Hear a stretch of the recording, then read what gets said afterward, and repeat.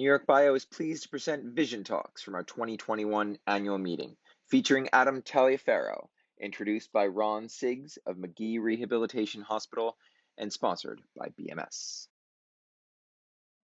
Hi, I'm Ron Siggs, Senior Vice President at Magee Rehabilitation Hospital in Philadelphia.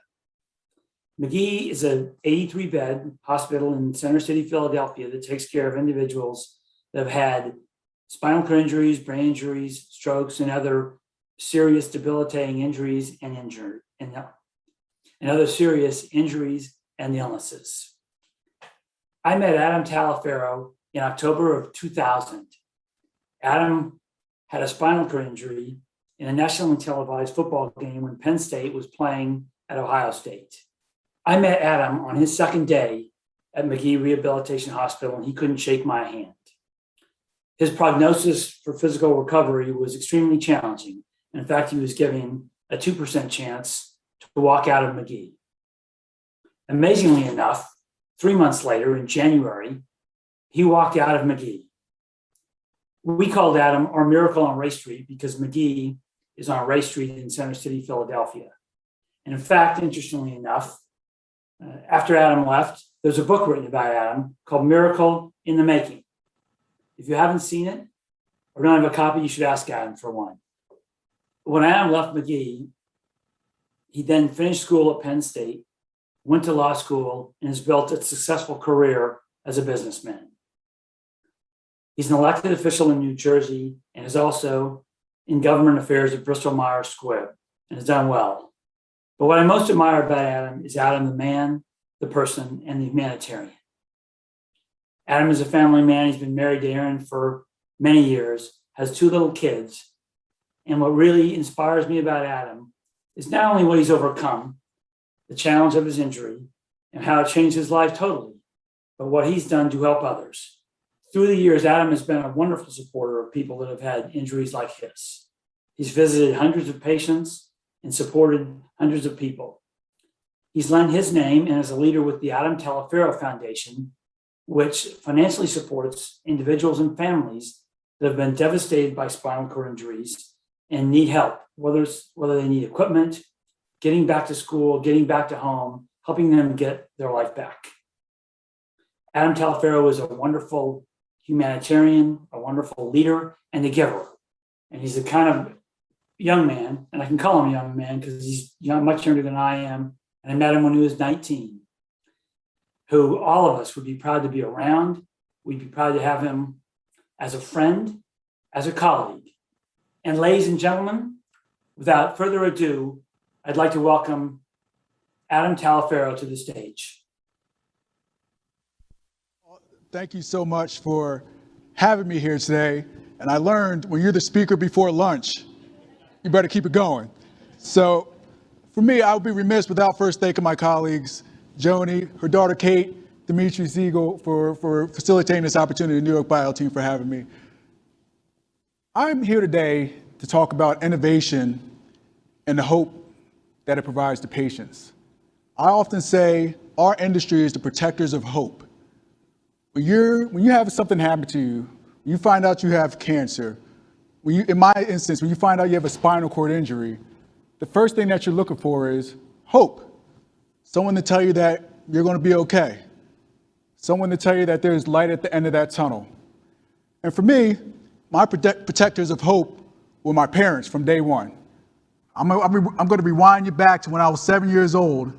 I told my mom, I said, Mom, I want to be a professional football player one day. And as you can see, I'm not the biggest guy in the world, but sure enough, my mom said, you can do it. My dad said, you can do it. My mom hated football from the age of 7. She always said, you are the littlest guy out there. Why do you have to play football? Any other sport in the world, why football? But for me, it was a passion, it was a love. And I was fortunate enough, I played from the age of 7, and I was offered a scholarship to play football at Penn State. And I thought, I'm on my way. I grew up in South Jersey, right outside Philadelphia. I wanted to play for the Philadelphia Eagles. I don't know if we have any Giants and Cowboys fans in here. My Eagles are going to win tonight, by the way. But I got to Penn State, and I said, I'm one step away from playing professional football. A lot of my teammates were going on to play in the NFL, and the coaches said, you come here, you're going to play as a freshman. So I was so excited. I was playing, in high school, you're playing in front of 5,000 people. And my very first game was not too far from here in the Meadowlands, old Meadowlands. We were playing in the kickoff class against Southern Cal. I was playing at Penn State, we were playing against Southern Cal. I remember walking out the tunnel, and USC's mascot is a Trojan horse, and the actual horse ran across the field. And I looked and said, wow, like I've made it. Like this is the real deal. And of course, we lost, but that was besides the point. I was just so excited to be out there. Fast forward to, we were playing against Ohio State. Ohio State's one of our biggest rivals at Penn State. We went out, flying out to Ohio State, and the common theme of that season, we were losing. But as a freshman playing out there, you're always trying to make an impact. So I was playing defensive back. I went in to make a tackle, and I made a tackle that essentially changed my life. I made the hit, and I remember waking up on the ground, and I couldn't move anything. But in life, you think the bad stuff always happens to somebody else. You're watching it on the news, reading it in the newspaper. So the thought of being paralyzed never went through my mind as I was laying there on the field. But I could see the concern in the doctor's eyes and in the team's trainer's eyes that something was wrong. So they took me off the field. I knew my parents were watching on TV. I said, when you see someone get hurt and they're being wheeled off, they always give the thumbs up. I'm okay.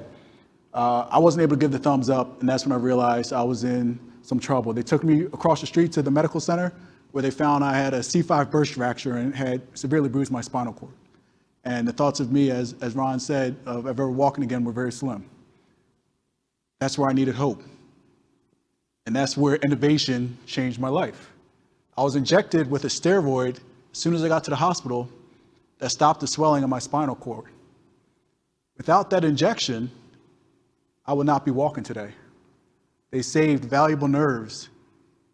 And without that, my life is different. Someone years ago had the idea that spinal cord injury does not have to mean permanent paralysis. That idea became a practical reality, innovation. So I was given the best chance for recovery. And I tell people all the time, the injury, I would never wish that on anybody, but the life lessons that I learned going through that injury were priceless. They airlifted me back to Philadelphia, closer to home, and I began my rehab journey. I was in rehab for a year.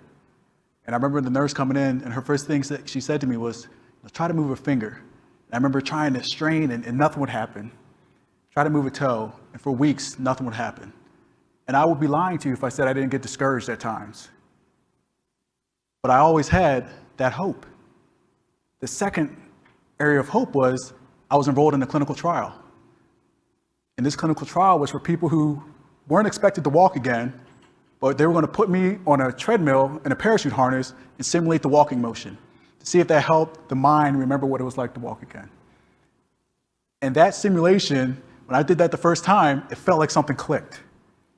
And I continued on that clinical trial, and as Ron said, I was eventually able to walk out of that rehab facility.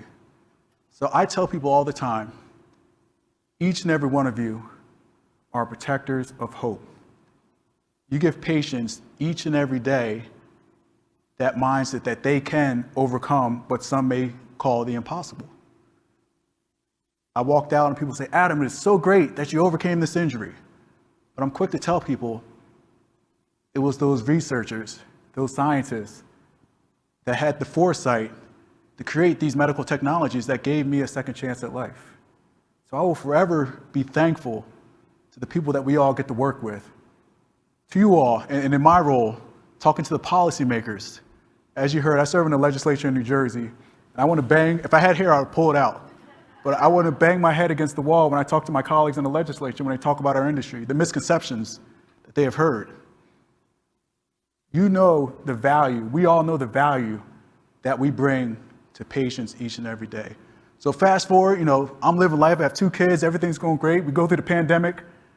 My very first day back out into the world, May 25th, I went to Harrisburg. ACS CAN was having a press conference, a step therapy press conference on the steps of the Capitol.